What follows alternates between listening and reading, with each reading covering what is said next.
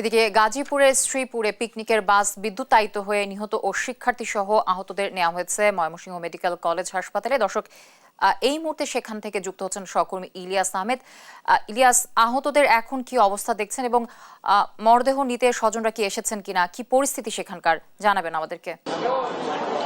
আহত দুইজন Mymensingh medical college হাসপাতালের ৬ নম্বর ওয়ার্ডে ভর্তি রয়েছেন। অর্থাৎ আহতদের অবস্থা চিকিৎসকরা জানিয়েছেন যে তাদের অবস্থা মোটামুটি ভালো রয়েছেন এবং যে তিনজনকে ময়মনসিংহ মেডিকেল কলেজ আনার পর চিকিৎসকরা মৃত ঘোষণা করেছেন তাদের লাশ কিন্তু ময়মনসিংহ মেডিকেল কলেজ হাসপাতালের লাশ করে কিন্তু রাখা হয়েছে। আমরা দেখেছি যে তাদের যারা নিহত হয়েছেন তাদের সহপাঠী এবং শিক্ষকরা কিন্তু এখানে এসেছেন এবং তারা কিন্তু বিভিন্ন বিষয় নিয়ে চিকিৎসক এবং পরিচালকদের সঙ্গে কিন্তু কথা বলছেন এবং নিহতের যারা স্বজন রয়েছেন তারা কিন্তু এখনো পর্যন্ত এসে পৌঁছাতে পারেনি। অর্থাৎ যারা মারা গেছেন তিনজন নাইম, হাসান এবং সাকিব, তাদের বাড়ি কিন্তু রংপুর, রাজশাহী এবং ফেনী। সেখান থেকে তাদের স্বজনরা ইতিমধ্যেই রওনা দিয়েছেন। সেই বিষয়টি আমাদেরকে জানিয়েছেন সংশ্লিষ্ট বিশ্ববিদ্যালয়ের যে ভিসি রয়েছেন রফিকুল ইসলাম খান। তিনি কিন্তু আমাদেরকে কিছুক্ষণ আগেই একটি ব্রিফ করেছিলেন এবং সেই বিষয়টি তিনি কিন্তু স্পষ্ট করেছেন এবং বলছিলেন যে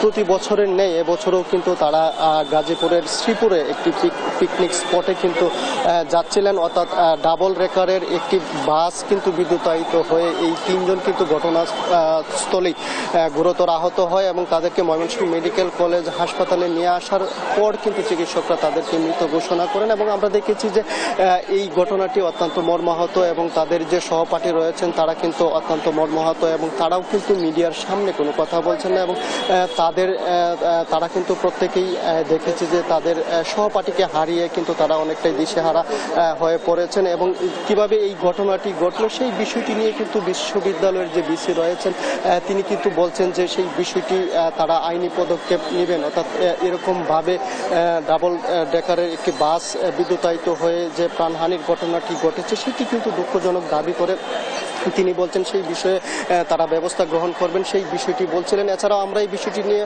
হাসপাতাল পরিচালক ব্রিগেডিয়ার জেনারেল গোলাম ফেরদৌসের সঙ্গেও কথা বলেছিলাম। তিনি বলছেন যে আহতদের চিকিৎসায় কিন্তু তারা তাদের হাসপাতালের পক্ষ থেকে তারা তাদের যে প্রয়োজনীয় ব্যবস্থা সেই প্রয়োজনীয় ব্যবস্থা কিন্তু তারা গ্রহণ করেছেন এবং যারা আহত রয়েছেন তাদেরকে কিন্তু তারা চিকিৎসা সেবা নিশ্চিত করেছেন এবং সার্বক্ষণিক তাদের যে খোঁজখবর সেটি কিন্তু তারা নিচ্ছেন, সেই বিষয়টি কিন্তু তারা আমাদেরকে জানিয়েছেন। অর্থাৎ আহতদের মধ্যে নাজমুল আলম এবং আলিফ রয়েছেন, দুজন শিক্ষার্থী। তারা কিন্তু তৃতীয় বর্ষের শিক্ষার্থী। তারা সেই বিষয়টি শিক্ষকরা আমাদেরকে নিশ্চিত করেছেন এবং তাদের মধ্যে যে একটি হতাশা সেটি কিন্তু আমরা লক্ষ্য করেছি এবং আরও একজন আহত রয়েছেন, তাকে কিন্তু স্থানীয় হাসপাতালে চিকিৎসা প্রদান করা হচ্ছে সেই বিষয়টি কিন্তু চিকিৎসকরা আমাদেরকে জানিয়েছেন। অর্থাৎ এই ঘটনায় তিনজন এই পর্যন্ত নিহতের খবর পাওয়া গেছে, তিনজন নিহত হয়েছেন এবং আরও তিনজন কিন্তু আহত হয়েছেন। তাদের যে আজকে যে